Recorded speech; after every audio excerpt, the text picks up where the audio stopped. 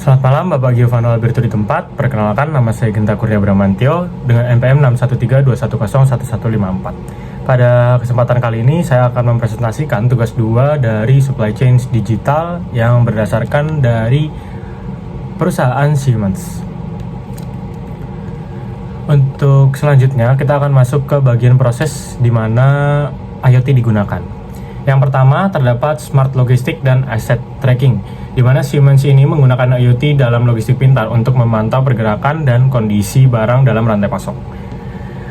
Digunakan sensing layer, di mana sensing layer ini menggunakan RFID, GPS, sensor suhu, kelembapan, dan akselerometer yang dipasang pada kontainer, palet, atau kendaraan pengiriman.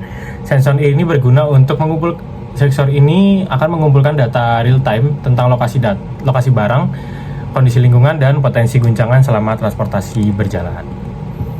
Selanjutnya terdapat networking layer, di mana data dari sensor ini akan dikirim melalui 5G, Wi-Fi, LP1, atau Bluetooth ke pusat kontrol Siemens.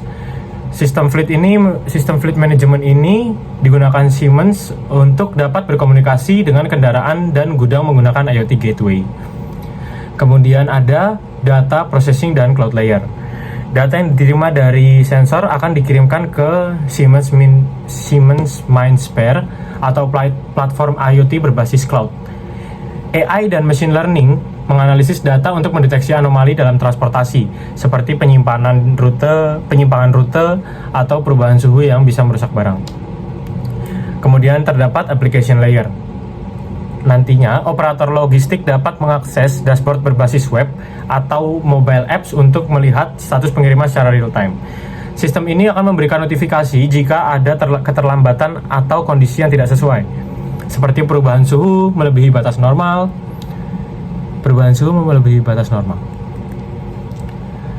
Kemudian ada security and integration layer, di mana nantinya data dienkripsi menggunakan TLS atau Transport Layer Security untuk mencegah pencurian atau manipulasi data pengiriman. Terintegrasi dengan ERP atau Enterprise Resource Planning, Siemens untuk mengotomatisasi proses pengadaan dan pelacakan barang. Kemudian yang kedua, kita masuk ke Predictive Maintenance untuk mesin produksi Siemens. Siemens sendiri menggunakan IoT dalam logistik pintar untuk memantau pergerakan dan kondisi barang dalam rantai pasok. Di dalamnya terdapat sensing layer, yaitu mesin produksi Siemens yang dipasangi sensor suhu, tekanan, getaran, dan konsumsi energi untuk mendeteksi potensi kerusakan. Kamera thermal atau sensor ultrasonik digunakan untuk mendeteksi kebocoran atau overheating. Kemudian juga terdapat networking layer, di mana nantinya sensor pada mesin akan terhubung ke sistem pusat melalui Industrial Internet, 5G atau MQTT, atau yang biasa disebut dengan Message Queuing Telemetry Transport untuk komunikasi data yang cepat dan efisien. Kemudian juga terdapat data processing dan cloud layer, di mana nantinya data akan dikirim ke Siemens MindSphere atau sistem edge computing untuk analisis langsung di pabrik.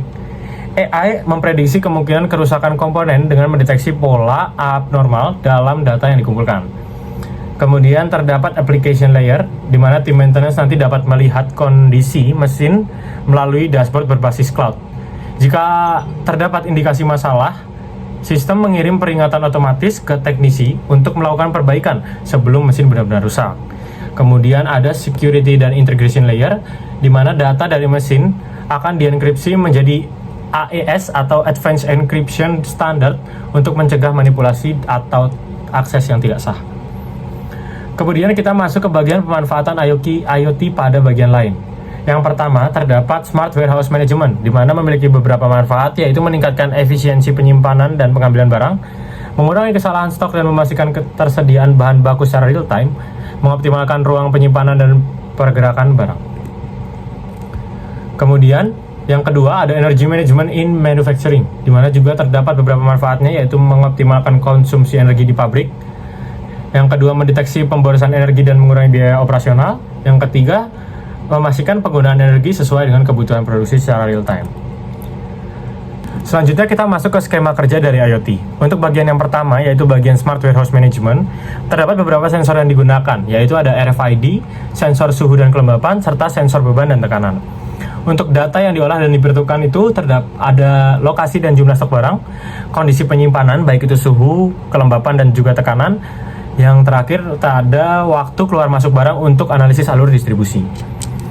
Selanjutnya, cara menjalankan keputusan dari Smart Warehouse Management itu sendiri terdapat sistem ERP yang harus terhubung dengan IoT di gudang, kemudian robot atau AGV, atau yang biasa disebut dengan Automated Guided Vehicles, dan juga alarm dan notifikasi yang dikirim ke manajer gudang.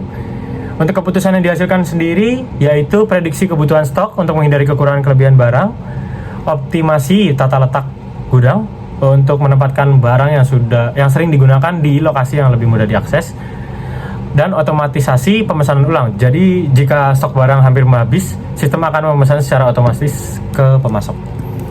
Selanjutnya, untuk skema kerja dari Energy Management in Manufacturing, terdapat beberapa sensor juga yang digunakan, yaitu ada Smart Meter dan IoT Energy Sensor, kemudian Thermal Sensor dan Power Monitors, dan Motion dan Occupancy Sensor. Untuk data yang diolah atau diperlukan, yaitu pola konsumsi energi per mesin dan lini produksi, efisiensi penggunaan listrik berdasarkan jadwal produksi, analisis performa mesin terhadap pemakaian energi. Kemudian keputusan yang dihasilkan terdapat penyesuaian otomatis beban listrik, kemudian shutdown otomatis pada mesin yang tidak digunakan, dan rekomendasi optimalisasi energi berbasis AI untuk meningkatkan efisiensi operasional. Dan cara menjalankan keputusan itu sendiri adalah Siemens menggunakan platform MindSphere untuk menganalisis data secara real time. Sistem IoT secara otomatis menyesuaikan daya listrik untuk menghindari pemborosan, dan notifikasi dikirimkan ke manajer produksi jika ada pemborosan energi yang signifikan. Sekian dari presentasi dari saya, terima kasih.